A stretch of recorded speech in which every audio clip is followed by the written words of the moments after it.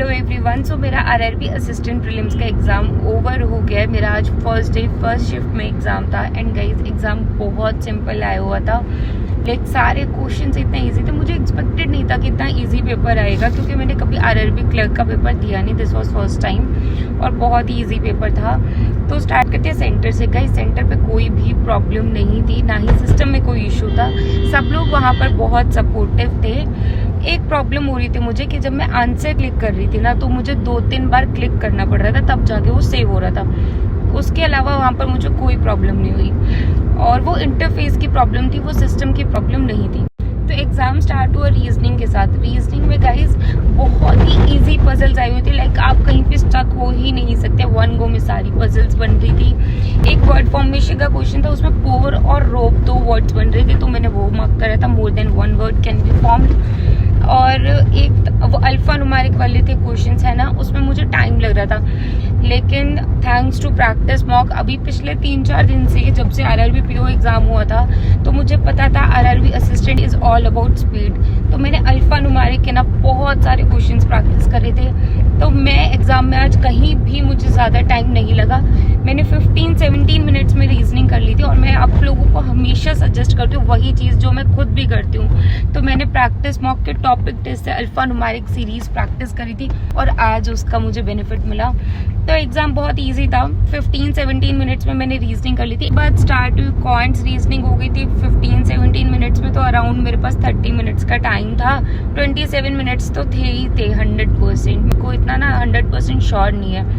एक अनसर्टेन वाली पजल थी, मुझे बिल्कुल भी याद नहीं है उसमें कितने परसेंट थे, बट हाँ वो मेरी सही पजल थी, या तो 16, 19, 21 मुझे लेकिन बिल्कुल याद नहीं है। बहुत इजी पजल थी। और पोस्ट बेस्ड एक पजल आई थी, वेरी इजी।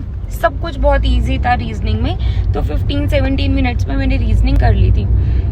अगर आपको अनसर्टेन वाला आंसर याद है कितने परसेंट थे तो प्लीज़ कमेंट सेक्शन में बताना एंड अपने अटेम्प्ट्स भी ज़रूर बताना इस वीडियो के नीचे। और जैसे जैसे एग्जाम होते जाए अपने अटेम्प्ट्स प्लीज़ कमेंट कर देना इस वीडियो के नीचे, सो हमें आइडिया हो जाएगा कि कट ऑफ क्या रह सकती है। एंड अनसर्टेन वाले का आंसर ज़रूर बताना प्लीज़, मुझे बिल्कुल याद नहीं आ रहा, बट हाँ वो सही था ये मुझे याद है बस।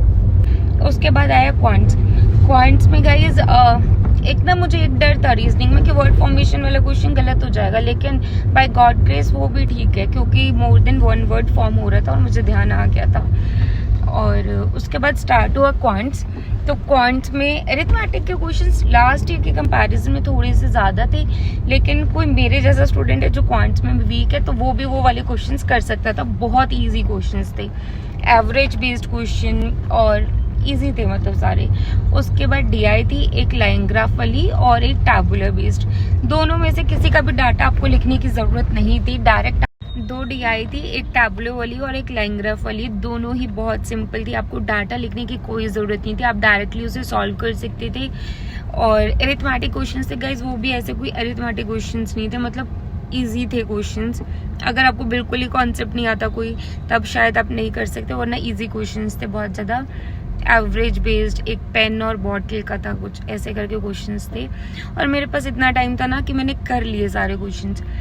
तो और क्या आया हुआ था, नंबर सीरीज थी, मिसिंग नंबर सीरीज बहुत इजी, सिंप्लीफिकेशन वेरी इजी, बस यही था।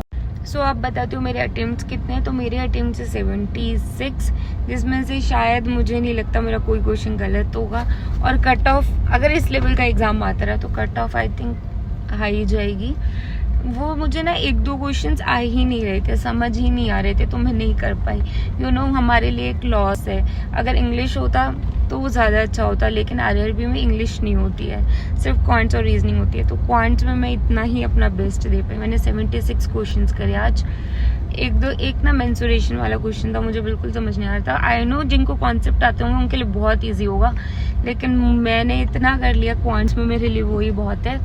सो यस गाइस, बाकी पेपर का लेवल बहुत सिंपल आ रहा है, आप लोग आराम से बहुत अच्छा स्कोर कर सकते हो। और अब IBPS क्लर्क का एग्जाम आने वाला है, प्रीलिम्स जो नेक्स्ट एग्जाम है, उसके बाद मेंस का एग्जाम होगा, आरआरबी पीओ मेंस और आरआरबी क्लर्क मेंस।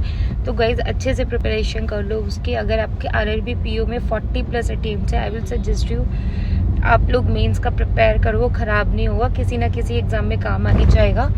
सो अब बस IBPS क्लियर का है, इस मंथ एंड में या फिर सितंबर स्टार्टिंग में प्रीलिम्स का एग्ज़ाम हो जाएगा और फिर मेंस का एग्ज़ाम है। So yes guys, this is all about this video. Please do like, subscribe and share my channel. Thank you so much, bye bye and take care, and I wish you all the very best for your RRB officer assistant exam. Bye bye.